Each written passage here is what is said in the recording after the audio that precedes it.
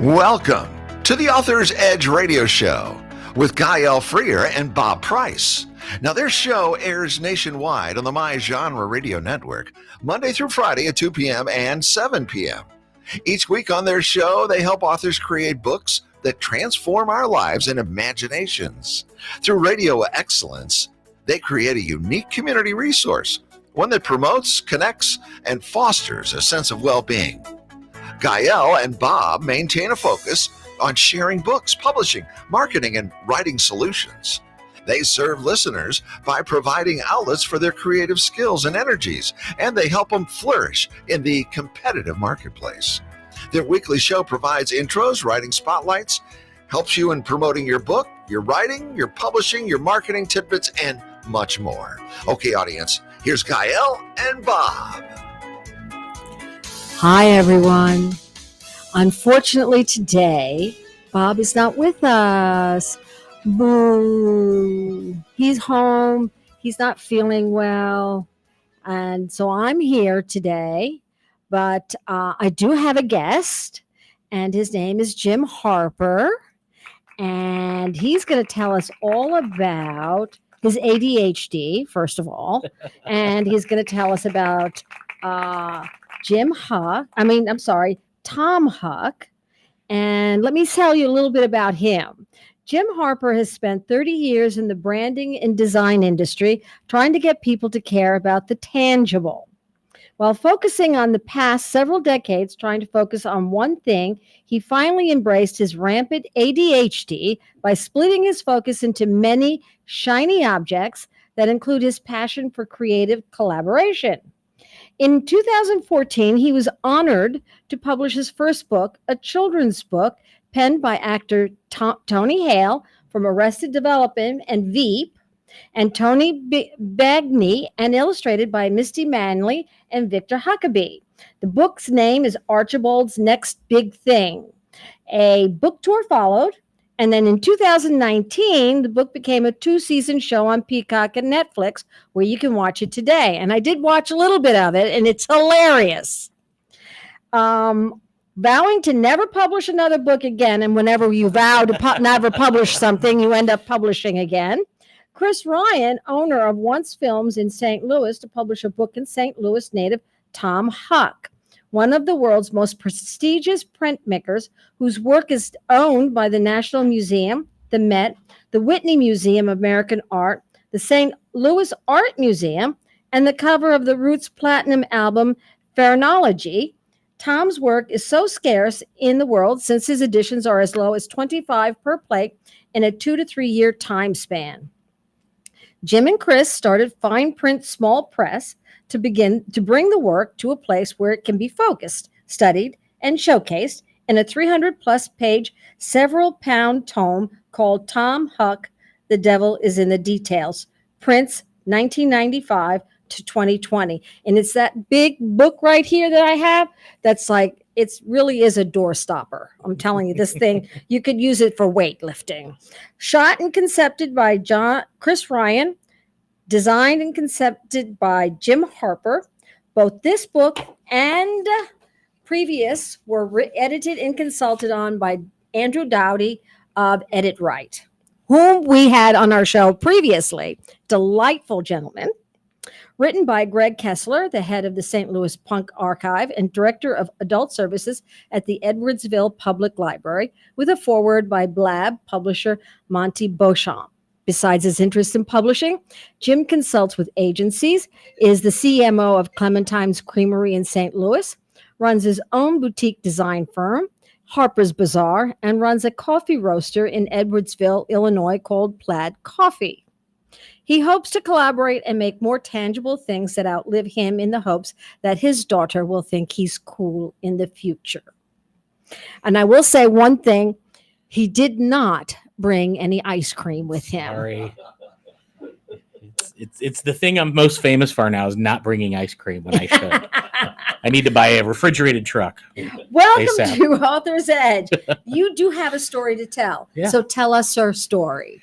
So I'm here today to talk about the book. And the cool story about that is we have always, by we I mean my partner in this endeavor, Chris Ryan, and I have always thought Tom Huck, that he's kind of a St. Louis treasure, and he's here. But the thing is, Tom was just in Italy. He travels all over the world. He goes country to country. He printed his last piece in Scotland at the Peacock Visual Arts. And he's a global phenomenon in the art world. I was a printmaker in college, therefore I think his work is very amazing.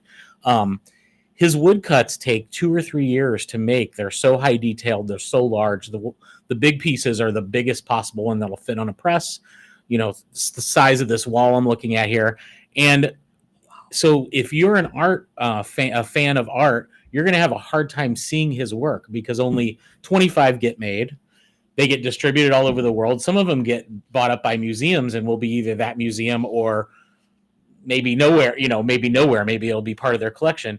So when we ran into one here in St. Louis at a location, when we ran into one of his pieces, we were blown away by the detail and the beauty of it. So we immediately were like, how can we bring his work to people? Mm-hmm. Now, I didn't know Tom. Chris sort of knew Tom, but we had a lot of mutual friends who did. So basically, we approached him and we said, we want to do a book. And he goes, I know. My friend Levi told me that you guys wanted to do the book. And then I pretty much started talking about how do we bring, like you're looking at that now. You see those are his actual journals, which also get sold. Collectors buy his journals, snap them up. So we were like, how do we show the scope and the size of your work? And so this is all during the pandemic, by the way. So right when we decided to do this book, lockdown happened. We were all locked in our house. And guess what? We're doing interviews by Zoom with Tom every week. So this kind of gave us something to do to, avoid the bone crippling depression of the pandemic. So we were like, well, let's make something. Let's be productive. So when we started looking at his work and how to show it, our idea was we're going to show his processes, which is the pages you're looking at now, the journals, his notes, his drawings. We're going to show the work. And what we're going to do is we're going to zoom into the work and zoom out at the end of each chapter. So each chapter of his larger works kind of start close, and so you see all the detail and all the pieces, and then they zoom out until you see the finished work at the end of each piece. So this is a retrospective of his whole existence up until now. And during the course of making this book, we got to know him better. I was offended. I would say I wasn't offended by some of his work. Yeah, I was offended by his work. Some of it was insane. And we found out that his whole thing about art is showing the downfall of society. It's all about the breakdown of society. And so those are the things we wanted to fit in this book, and we thought we were going to get to do it in 250 pages, and 320 pages later. And I don't know how many pounds this thing is. It's heavy. Yeah. I'm trying to hold it. Yeah. It's heavy. And I want you all to know, selfishly, the reason why it's that size is because we wanted to make it even bigger, but it had to fit in where my records fit. So we made it 12 by 12, the size of a box set of an album, so I could store them in my. That's how selfish I am when I make something. So as you're doing this, what's going through your head? What do you? Well, what's going through my head is when we first started it, it was, I can't believe I get to do this. And then about midway through it, you're like, why did I agree to do this? So here's the fun part, and there's some cool name dropping in this part. Initially, we realized Tom had a lot of his work, but a lot of it he didn't own because he sold it because he's an artist and he has to make money and do the next thing. So at one of his get-togethers at Christmas, he has a print sale and a print show every year. And Chris and I went to this, and we met two of his biggest benefactors, which are Marianne and Ted Simmons. So Ted Simmons was a Hall of Fame baseball player. Ted, brilliant guy, one of the nicest people I've ever met. Probably married to the nicest person I ever met, his wife, Marianne. And they just donated their whole collection of the St. Louis Art Museum last year. They are massive collectors. And when we called and said, here's what we're missing, she's like, oh, I got all that stuff. Come on over. So we went to Marianne. So Marianne's an amazing art dealer. we actually met her when we launched this book at the Met in New York. We met her at the print show of all the artists that she was representing. And she was kind enough to not only work with us on this book, but let us come into her studio and shoot everything we were missing. So we had these major players, these wonderful supportive people. And afterwards, she kept trying to buy books. And I'm like, Marianne, you get books for free. If anyone gets books for free, it's the person who Panic Attack. Now I don't even know if I hope Marianne hears this for the first time on here. But one of the funniest things is not funny, but it turned out funny.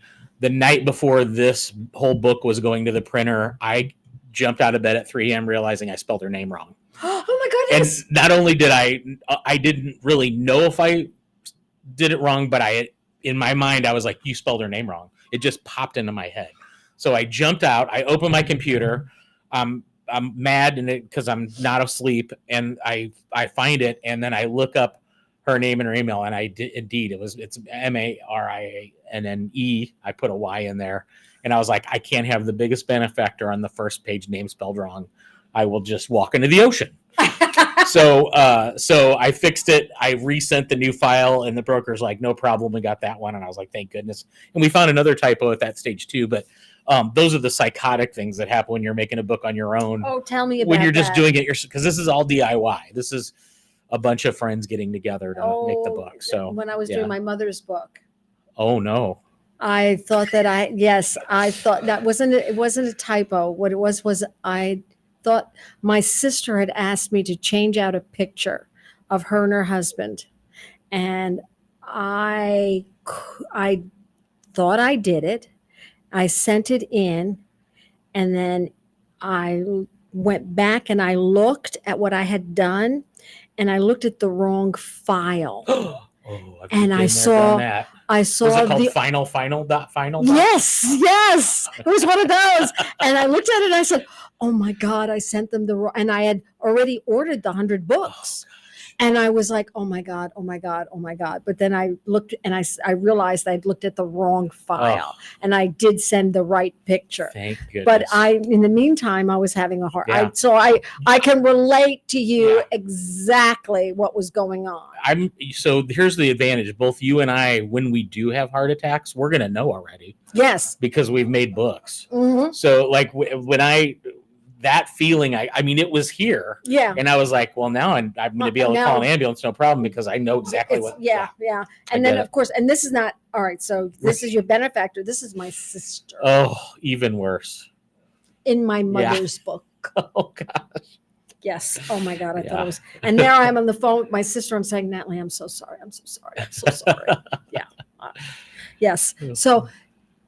So now you've got this book. Mm-hmm. Okay. How did it go? How did you launch? Okay. So tell us about the launch. So the launch happened in two places. One, we were, this book, we had even fancier plans for the printing, vellum, gold foil, all this beautiful stuff. But we were given an opportunity, 2 of them, and we missed the first one. The first one was an exhibit at the St. Louis Art Museum in our hometown, with Tom's work being shown in one of the temporary exhibits with Marianne's collection. When we looked at the logistics for that, we're like, because having been down this road before, there's no way to tell when the boat is going to get here and pull into the port and you're going to have the books in your hand. They kind of know, but there's no hard date. That's always a speculation. And so we had to accept that we were going to miss the first one. But the second one we knew we didn't want to miss was the Met was buying his newest piece, Lord Apocalyptus, which is the name of his it's about fast food and all this stuff. And it's a triptych done like Hieronymus Bosch. So it's it's a print that was made into a triptych. Chris, who published this book with me, Chris Ryan at Once Films, he actually helped Tom build the case for it for that print week. So we didn't want to miss print week, and the Met was like, well, why don't we do a demo and a launch in our store at the Met in New York on Sunday, blah, blah, blah. And we're like, oh my gosh. And just as someone who's been to the Met, loves that institution and knows how big it is, and you're in New York to launch your book that you published yourself, we were just like, we can't miss that. No. And the Met said it was one of the most beautiful art books they had ever seen, and we took that as a high compliment, and As you should. as we should. And we had a packed house at the Met on Sunday, and he did a book signing, and we got to meet all kinds of cool people. There was people who have printmaking podcasts and shows and who publish books all there. A lot of professors of printmaking there. It was just an honor to be amongst that crowd in New York to launch the book. So we did, and Tom and his group of outlaw printmakers that he hangs out with, Carlos Hernandez out of Austin and some of the others, all gathered at some of his friends from Dallas. We had a party the night before, and it was magical. It was those things you live for. So yes. Similar to this book, Tony actually he did an in-store at Happy Up, a toy store in Edwardsville for my friends, which we had, almost 400 people show up for that. And we did a thing at the St. Louis Art Museum, and he spoke in the auditorium. Same kind of thing. It's like, I'm very honored that the 2 whole books I've published in my life both had really nice openings, So we made the event in New York. They bought the piece, which was great. And we're slowly, still DIY selling them. Andy's helping us look for distribution now in the education and art sector. So, we've sold a fair amount of books, but we would like someone to help us focus on libraries and institutions. Absolutely. So, yeah. Absolutely. Is there going to be another? Are you going to be doing another one? Another for Tom or another book? Another. Is there going to be a part 2 for Tom? I would think there would be an updated second edition. I would think so, because he's pretty prolific. Absolutely. In spite of the fact that it takes so much time to do each panel. The book seems to be something that everyone is interested in, and Absolutely. that you would. It seems to me that a part 2 is a necessity at this point. For sure. And there is a special edition of this coming out that comes in a wood, laser engraved or hot stamped wooden box that comes with an original print of Tom. So if you buy that book, you get an original print, which is worth money. Right. Tom's very well known. So we are working on that as well. And that's going to be like phase 1.5, and then 2 would be the new edition. So that should be so exciting. Yeah, absolutely. Oh my goodness. And he's not slowing down. He has a work since the last piece in this already, and his next one after that started too, which I'm helping him design the actual art piece for it, which I'm honored because it's kind of a kit form. So that's all I'm allowed to say. It's top secret. How all right, I'm not sure. Did you tell us how you met him? Mutual friends introduced us, and he had been offered by several people to do books, and they wanted to come in and do something very standard, small type gallery looking, a lot of white space. And when we came and talked to him about it, number one, both of our first concerts were Kiss in 1978 with our moms. So you already had and we both had Star Wars tattoos on our right wrist. Oh, Star Wars! So we connected through those ways, and so he warmed up to Chris and I very much. He already knew Chris, and he knew Chris. Chris is an amazing filmmaker and artist himself, and so I think my Kiss and Star Wars stuff was icing on the cake. And then he was like, "I think I want to work with you all," and we started before the pandemic hit. We started this really fun process of talking about what the book could be. All the fonts in this book are legitimate, were bought in a package, and they're legitimate pre-Civil War fonts. All the fonts, like every piece of typography in that book, there is no font that's newer than the 1800s. Like they're very old, super cool. Yeah, and they're and someone was like, "That's going to be hard to read," and I was like, "I don't care. It's my book, so I get to do whatever I want." So we got to kind of put that together, and we started looking at old stuff. He's friends with people like R. Crumb, who did the Janis Joplin album cover back in the day. And, he's got his Rolodex. I still use that word Rolodex because I'm old, but he is amazing. Like he knows a lot of famous people in art. And his art dealer is the same one that was Andy Warhol's dealer. He's on a very cool level. And so, we talked about what the book could be and what we wanted and how we wanted the cover to be its own piece. So the cover piece he actually made just for the book. In Tom fashion, it's, 3 raccoons having a party around flaming trash. So, that's the kind of vibe Tom goes for.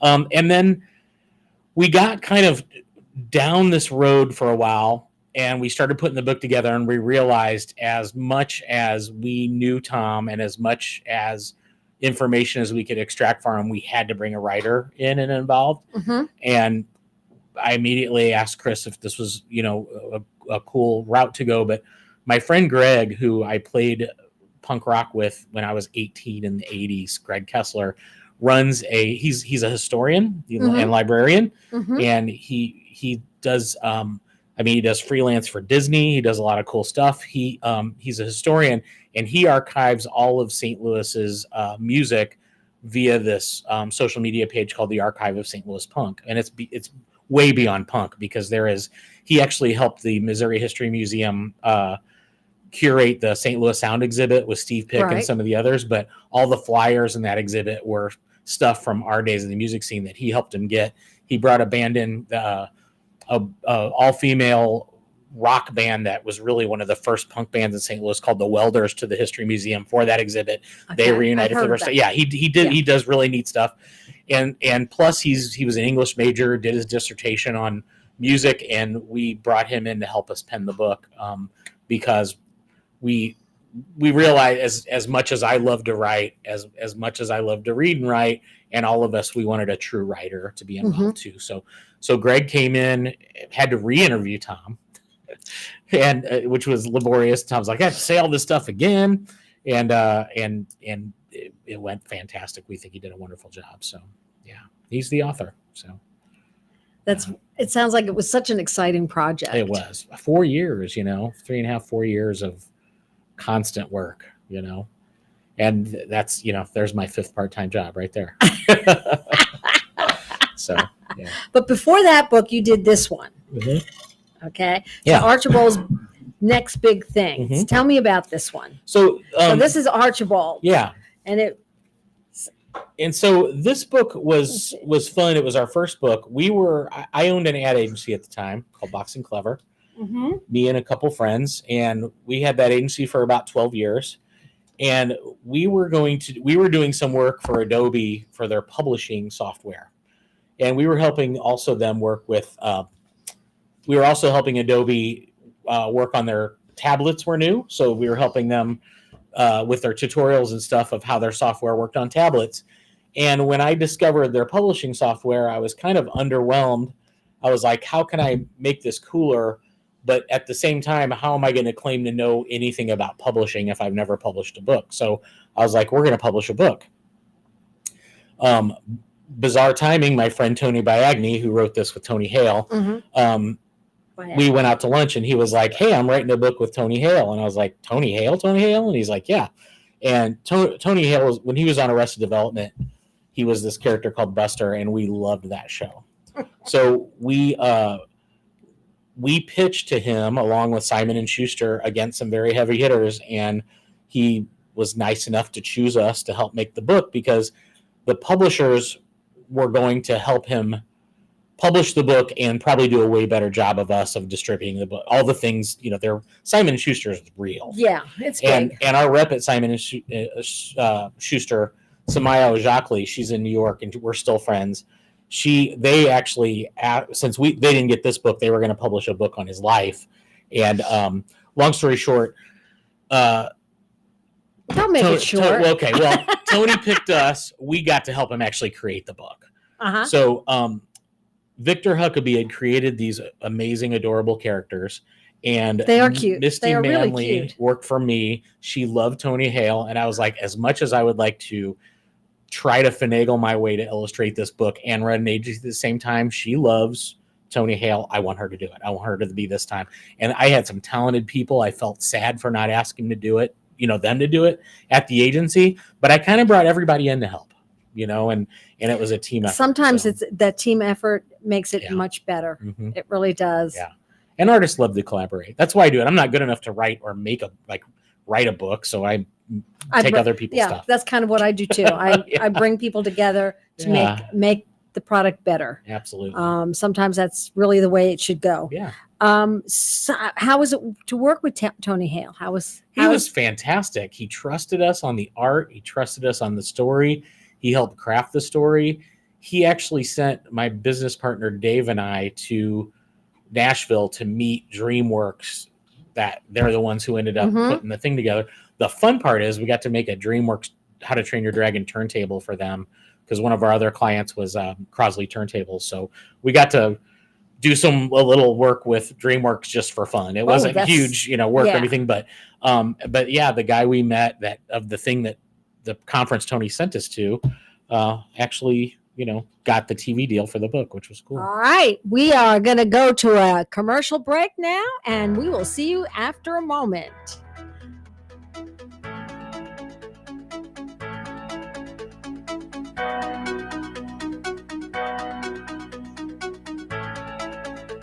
The United States has a strong tradition of welcoming newcomers and refugees. The Welcome Corps is a new service opportunity for Americans inspired to welcome those seeking freedom and safety, and in turn help strengthen their own communities. Welcome Corps is a public-private partnership that is inspired by what Americans represent to so many around the world, a beacon of hope and refuge. All it takes is a helping hand. Are you ready to learn more? Contact the International Institute of St. Louis at info@iistl.org or call 314-773-9090. That's info@iistl.org or call 314-773-9090. El Potro Restaurant and Market, located at 6920 Manchester Avenue, 1 block east of McCausland, offers the finest variety of Mexican and Central American groceries and goods. El Potro Restaurant serves authentic Mexican and Central American cuisine, including daily specials, not to mention the best horchata and tastiest margaritas in St. Louis. Open 7 days a week. El Potro, 6920 Manchester Avenue, 1 block east of McCausland.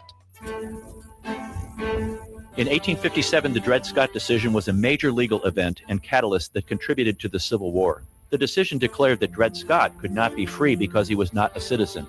The 14th Amendment, also called the Dred Scott Amendment, granted citizenship to all born or naturalized here in our country and was intended to overturn the U.S. Supreme Court decision on July 9, 1868.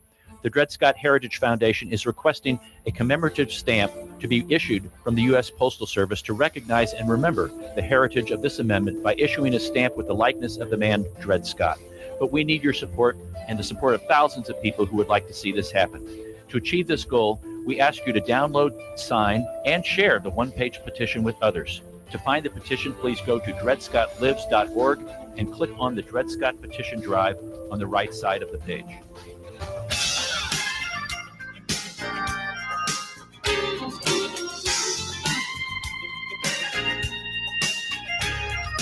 All right, we're back, and we are talking to Jim Harper, and we are talking about his 2 books, the Archibald's Next Big Thing and Tom Huck's The Devil. The details are the devil's in the details. Yeah. Yes, but we also have. Jim also has a bunch of other things that we can talk about because his thumb is in so many pies. I can't begin to tell you. But I also went to his website and I found something there that I really want to share with you.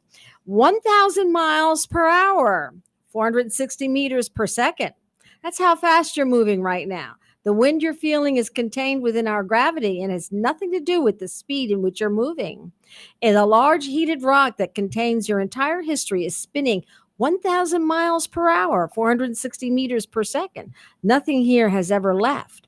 And in our perspective of time, which exists differently for every living being in every inanimate objects, we have been here for several billion years, as far as we can tell. 1,000 miles per hour, 460 meters per second. For the short, insignificant blip of our existence, we've experienced so much love, hate, and sadness, elation, victory, loss. Luck is rarely seen as a bit of our existence, but luck and feeling are all you've really got.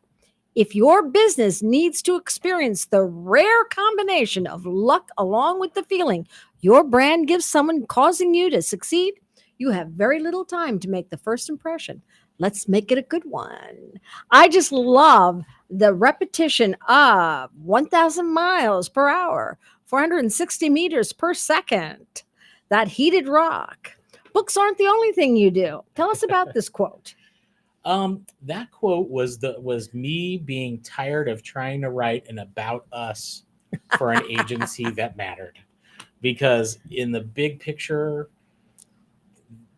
we all know what really matters, right? Right. Like being alive and taking advantage of being alive and doing the most with your time. So I think that was my way of saying that. I mean, I'm not saying I'm as good a writer as Carl Sagan. I am not, but that was my Carl Sagan way of saying, I think what really matters is let's do something great. Let's work together on our short time here. So, why start a boutique design? Oh, I love it. Yeah. I loved it. Yeah. I started going down all of these rabbit holes. I mean, you had so many things on there. I was just like, oh, what's this? Oh, what's this? Oh, what's this? Why start a boutique design firm? That's all I know how to do for real to make money. like all the other stuff I do hasn't made money yet, but the book. Well, I mean, we've sold books, but that's not why I make books. I make books because they're important and they outlive me. And I go to people's books who aren't alive anymore too. You know what I mean? I love that's the beauty of a book. That's the beauty of a record, and they're tangible. And my big thing is I hope someday someone finds us at a garage sale. That's my exciting moment of why I spent 5 years making a book. Okay. So my big thing is with having an agency is the one thing I've been doing for a long time since college is designing stuff and branding stuff, and also assessing. I work with a couple wonderful agencies right now, is helping them assess what they're doing and seeing what they're missing from a 101 perspective. Here's the few things that you could be doing better, and then also inspiring them. Inspiring them to do better work. But a lot of people have been coming to me for 30 years for design, and I'm not going to stop. I'm never going to tell them no, because they're people who, if they come to me for that long, I'm honored that they want to work with me for that long. So, yeah. And then you also have Clementine's Creamery, which you did. I'm going to say it again. You did not bring any ice cream with you. But I brought cards for you to get free ice cream. So okay. I did all right. I'll give you that. Yeah. And it's 90-something degrees out. It might be soup. Ooh, here, so. That's true. Yeah. So Clementine's, I helped them launch at my agency where I made this book. And I helped them launch when they were just one ice cream shop in Lafayette Square. And when I rejoined them a couple years ago, we're getting close to 10 years of them being in business. And I would design things for them, like hand screened, beautiful French paper posters for their stores. And I designed their wallpaper, like we did custom wallpaper, and help them with their branding. And now that they're getting bigger, they asked me to come on as their CMO to help them grow and go to the next phase. And we're looking at other cities, and we're looking at more locations here. But also, when someone comes to you and says, "Do you want to help sell ice cream?" and you get free ice cream, it's pretty easy. It's very hard to say. Yeah. No, that's not a no. That's not a no. People who know me know I'm not that complicated. Yeah, no, yeah, that's not Food's a no. Food's gonna always win. Yeah. And then you have Plaid Coffee. Mm-hmm. What is Plaid Coffee? Plaid Coffee is a roaster in Edwardsville, Illinois. Now, did Andy work there? He did. Yeah. He did. He told us about that. For my business partners are bakers, and they own a bakery in Edwardsville called Artisan Bakery 222. Mm-hmm. And Andy was one of the original baristas when he was, I think, still in college and studying English and learning. Yes, to be he told us about that. Yeah. So Trevor and Kim, who own the bakery, we have our side hustle is roasting the coffee. We've been roasting coffee for about a year and a half. And we went to Scotland and we did a trek across Scotland, and every roast, it's called Plaid because they're Scottish. And every roast is named after a stop along our trek across Scotland. So we have Pitlochry, which is a very small town in the middle of between St. Andrews and Edinburgh. I'm obsessed with the Loch Ness Monster. I love the Loch Ness Monster. And I have since I was a kid. We have a coffee called Nessie and one called Loch. We have one called Glasgow, after the city of Glasgow. And so we kind of did this trek across Scotland, and they inspired us. Of course, the beans are from all over the world. They don't, beans don't grow in Scotland or St. Louis, for that matter. No. So that's the inspiration for Plaid. So and we just, because I pull everybody, I love collaborating. Where our coffee is in the new Espresso Royale flavor of Clementine's ice cream, and we're launching that on Channel 2 next week. Oh, So how cool. So our coffee is actually in the ice cream, and it's delicious. Go try that one too. So yeah. Oh, how cool. Yeah. So what motivates your various entrepreneurial? The different things, Mhm. all selfish stuff that I like. I drink coffee every day, so why wouldn't I want to be in the coffee business and write that off? Okay. We make records and books and records because I love to read and I want them and I want them at home. And again, the design pays the bills. So What records?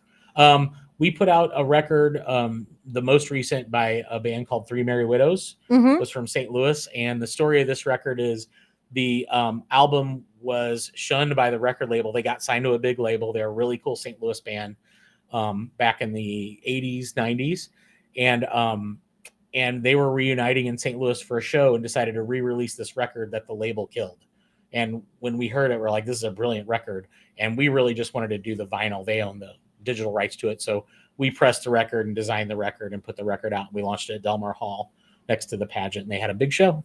So yeah. That's cool. Yeah. Any other records? I had a whole label called Boxing Clever Records, and I put out a lot of record bands from St. Louis, bands from Germany, bands from England, all over the world. We did 7 inches and full releases and 12 inches. And that, having that label at Boxing Clever got us a bunch of work in the music business. We did some stuff for Disney and some other bands. Band from England called Ride did their reunion tour, and we got to design all their stuff. So we got to, it kind of bridge gaps. I like to just put stuff together. ADHD. Yeah. ADHD. ADHD. Hardcore. Okay. Yeah. How do you manage all these? I mean, you've got like your thumb in so many pies. How Time do you manage? blocking. Just time block. Just work until you drop dead every night. And then, I have a child. I make sure she's taken care of. And other than that, I just work. Tell me about your creative process. Which area? Yeah. All right.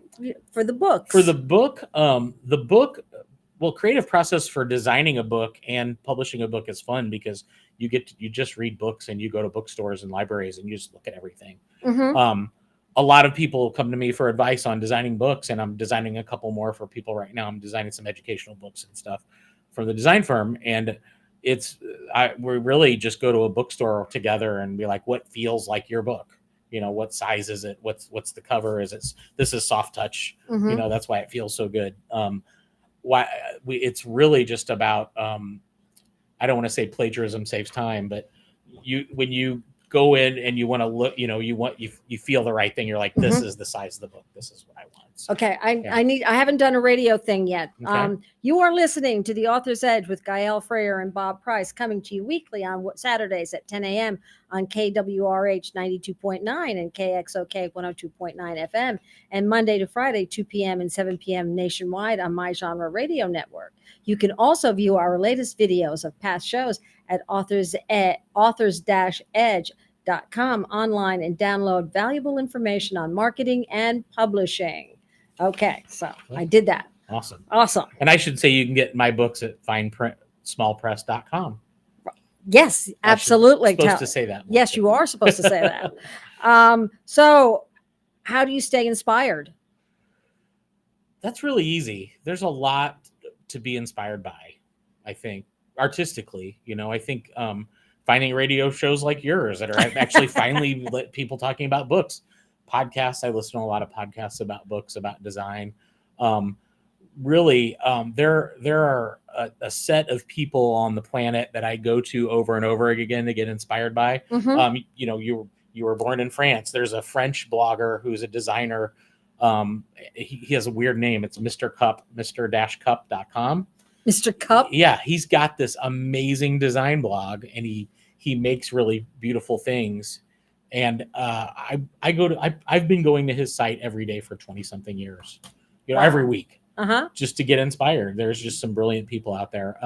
I know a lot of people personally that, inspire me. I mean, Tom inspired me, or I wouldn't have made, Chris and I wouldn't have made a book about him. He is out in the middle of Missouri, just teaching boot camps, doing these meticulous carvings on these giant pieces of wood every day, and every time I go out with the studio, I was at a studio last week. I left and I was like, oh gosh, I wish I could do that, So now I'm to make another book by him because I don't know how to do that. Right. There you go. Yeah. So what challenges have you faced? Like every single tangible thing you make's a challenge, right? I mean, there's not a lot of people standing on the corner going, here's some money, make a book, or here's some time. I'm going to gift you some time. I think it's always a challenge. I think drive and inspiration is what keeps us going with that. I have to make stuff every day. My therapist was like, cut it out. I was like, no, I have to make something again today. And I just don't think they understand. I don't feel like I've accomplished anything unless I have physically make something, it's sickness, but how do you overcome your creative block? Do you have a creative block? I don't think I've ever had I one. don't think you have a creative block. No, I've made some crappy stuff. Like okay, so what would when be I a was crappy younger, stuff? Especially when I was younger, I tell a lot of people this because I taught for a while too. I taught at University of Wisconsin. I taught at SIUE in Edwardsville. You're not going to be good right off the bat, and you have to accept that. And I tell That's them, why I tell everybody, when Yeah. you look at my shows, look at the last one I made. Don't look at the first ones I made. Yeah, you learn so much every time you do something. And I think this sounds very simple and basic, but I try to explain to them, don't worry about the stuff you're making now as being something you're known for. What you're making now is an investment in that thing you make later on. You know what I mean? It's an investment in time. Just like when they're working and they're learning new stuff, from a design perspective, you're basically using software to make something physical, right? You're manipulating software until this B looks like this, and you handwriting something and scan it in here. Or you doing on a tablet, and there's this software process, and I'm like, just do it, keep doing it, and then let other people decide what the best stuff you make are, and it'll eventually, everything you make will be better, So I'm not saying everything I make now is perfect, But keep doing. But yeah, Keep doing. Yeah. Just keep doing. Sure, absolutely. What was your favorite project that I've ever done? Mm-hmm. In I'm going to get the date wrong. We'll say 90s. I was asked to, and this isn't even my thing, like motorsports, but I was at Las Vegas Motor Speedway with an Omnimax camera strapped to a station wagon, racing open wheel race cars for the world's first virtual reality racing experience. So it's like we pitched this idea. VR wasn't even good yet, and they just gave us all this money to go out to the desert to film this thing. And then phase 2 is we went to Jay Leno's garage and filmed him. He hosted the thing with a VR camera, and we put this racing thing. And then a company called Craftsman Industries in St. Charles built a trailer with 32 seats in it with CPUs on each seat, and it went to every race, and people put a virtual reality racing thing in it. And that was that. It was just like the weirdest thing I've ever done, right? That's how advertising budgets were bigger then. Mhm. That was a different world. That was like Yes. when we had money. everybody had money and everybody had Yes. budgets. Everybody had money. Yeah. Where'd the money go? I got hired during the dot-com boom at a place called Zipatoni by Mitch Myers, who's my client now. She owns Suede Dispensaries and Belief CBD company now. But she was my boss, and she's still kind of my mentor in the business. I mean, kind of. She's definitely one of my mentors in the business. Her and the owner, Jack Darwigan, and they hired us this big company, and I got hired. And the next week, they're like, "Hey, we need you to go to New York and check out some bars for Miller Brewing Company." And I was like, Oh, what a horrible job. and I was like, so what do I do? They're like, just check them out. I was like, that's a job? I had no idea that was a job. I was 20 something years old. But yeah, they just threw money around back then.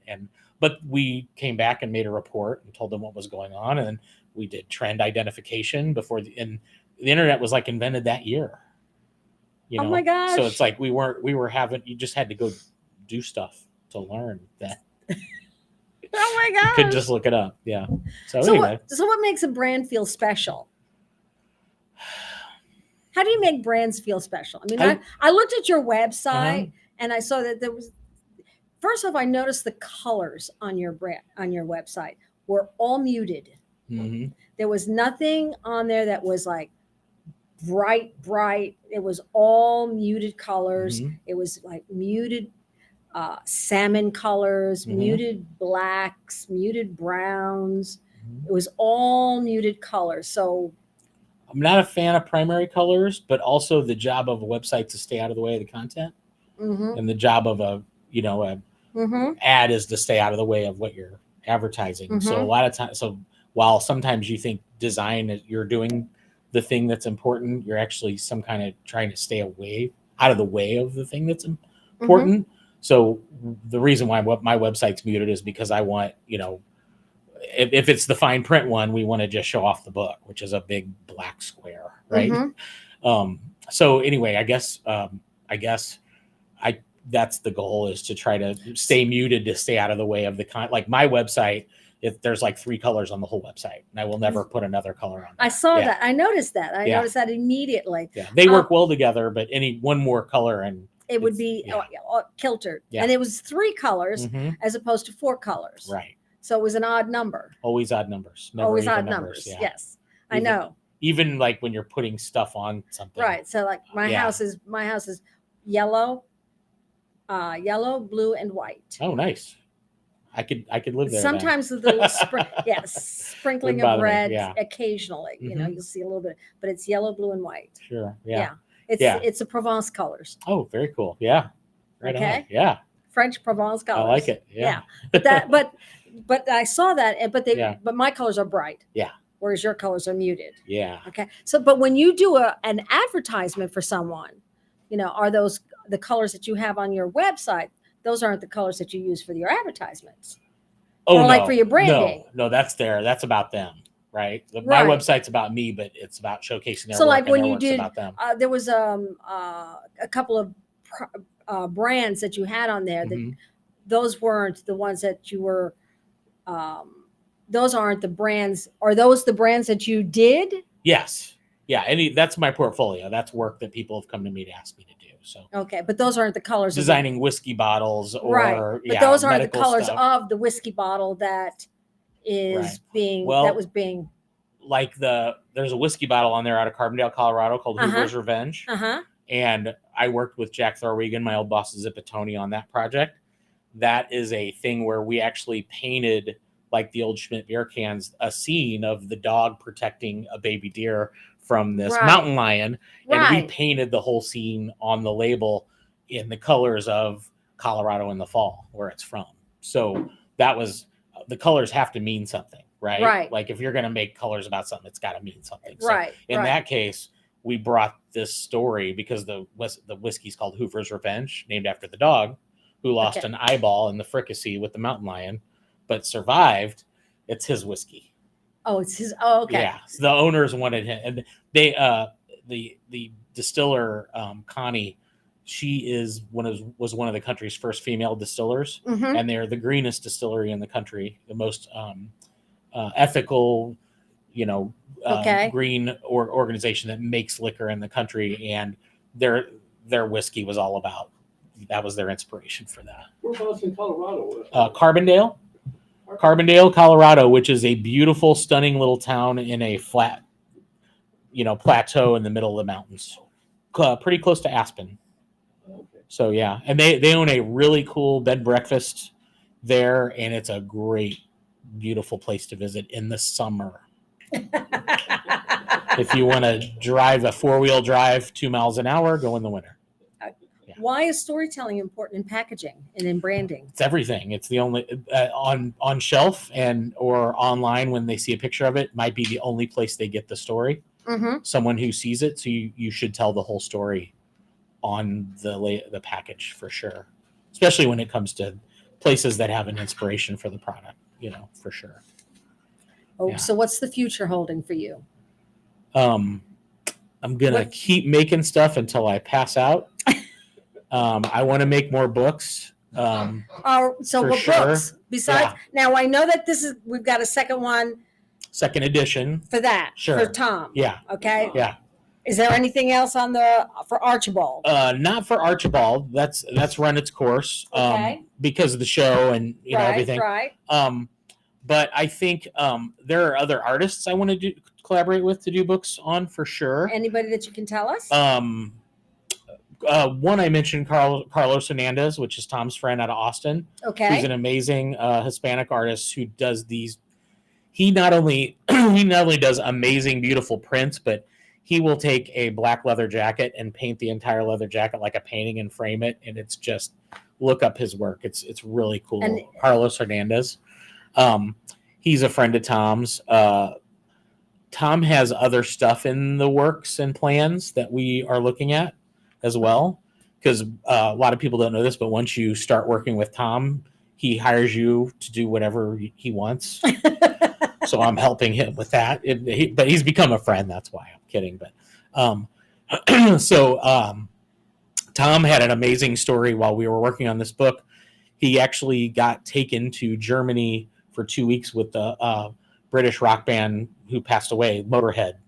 So if you've heard of Motorhead, he did a poster for them in St. Louis. They're like, go to Germany with us. Why don't you do some more art? And he's like, when do we leave? And so they swooped him up to Germany, and he toured with them for 2 weeks there and did art for their next stuff. And then, unfortunately 6 or 8 months later, Lemmy Kilmister, the singer, passed away after, everyone thought it would be 40 years sooner because he was like the hardest living rock guy in the planet. But it was really, really cool. But we want to do some more with him. And I'm trying to write one. I've been trying to write one for 4 years, and I'm having a hard time ending it. So I want to put my own out too. So while I'm here. What's your advice for aspiring entrepreneurs? Make the art first, I think. Like a lot of people are like, I have this idea for a book. And I was like, well, where's the book? And they're like, well, I haven't done it yet. I'm like, well, then stop wasting my time. Write the book, draw the book, make the art. You have to lead with something. You have to have something to sell. So I think that's the important thing, because you got to do the part you love first, right? Absolutely. Yeah. Absolutely. What's your proudest accomplishment? I guess besides, just keeping one of those alive, I think, is a bigger accomplishment than people. I know it's been done for millions of years, but they just walk out in the middle of the street when they're little. It's unreal. They just don't care. Sometimes they do that when they're older. I know. Okay. So that's the good one. The second thing, I guess, is just I love that I make stuff, and from time to time people care. It's lovely to talk about it, and it makes me want to make it more. More than the money. I like it all. I remember ADHD. Okay. I like to make every week. I like to make something physical, and then every week I like to, obviously I got to keep the lights on, so I design stuff for people. But I like to dabble. I like to dabble in different things. Yeah, I dream and fantasize about doing one job, like going to work every day and just doing that job, and then I try it and I'm terrible at it. Like I get so sick of it immediately. Somebody says something and there's no ice cream and I'm done, So I really think I like variety. I like the variety a lot. So yeah. What about you? How has your daughter influenced your work? What's your daughter's name? Edie. Edie. Yeah. So you're gonna say hi to Edie? I would love to say hello to Edie. Say hi to Edie. Hi, Edie. And Edie and Julie are listening right now. Edie was named after the Grey Gardens. Edie and Big Edie, the Onassis family from the movie The Grey Gardens. So I showed her that, and she was like, I can't believe you named after me. Those crapbots. They're feeding raccoons. What are you doing? But I loved that.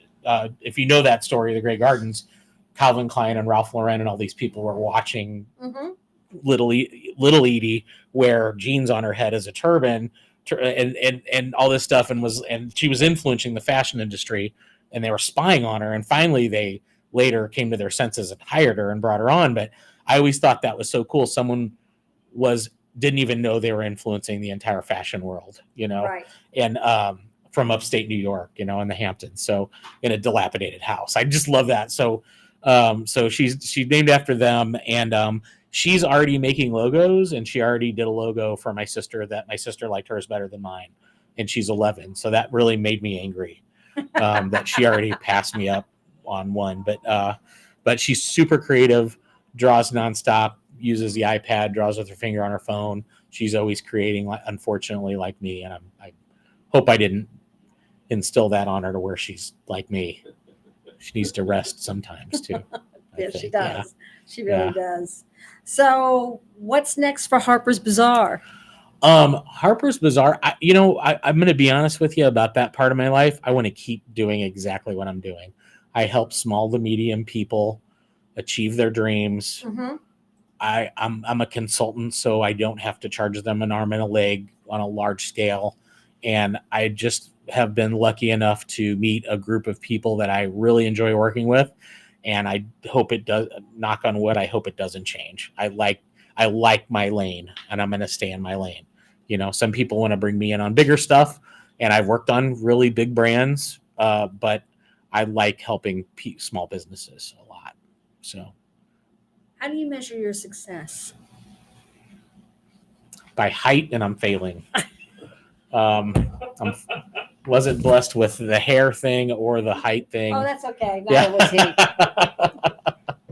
So yeah, you know who told me, Tom, this is cool that we're talking about Tom Huck's book here, because Tom told me this, and Chris, my partner at once too, success is being able to do your own thing when you want to do it. It's not just about money or how much you have or the future. It's like, today I get to do this, and the other day I was with Clementine's at Tom's studio. They had commissioned the owner of Clementine's, Tamara Keefe, my boss, was commissioning Tom to do this amazing piece about ice cream that's going to be at some of our stores. And I was there drinking my coffee on his press with the ice cream people, you know what I mean? And I was like, this is living right here. This is all my favorite stuff in one place. So Yes. I like it. Yeah. Yes. Told you I yes. was simple. Food, coffee, it's real easy.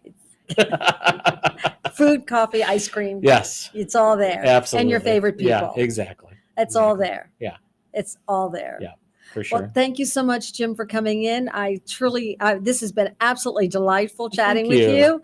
you. Thank you for tuning in to Author's Edge. Tune in again next week for more tips, resources, and your favorite conversations. Our next guest will be, I hope I'm pronouncing it correctly, Koichi Fujino, and we will be chatting about studying and teaching W.C. Faulkner, William Faulkner, and digital literacy and personal democracy in social combination. Till then, see you around the inkwell. Thank you.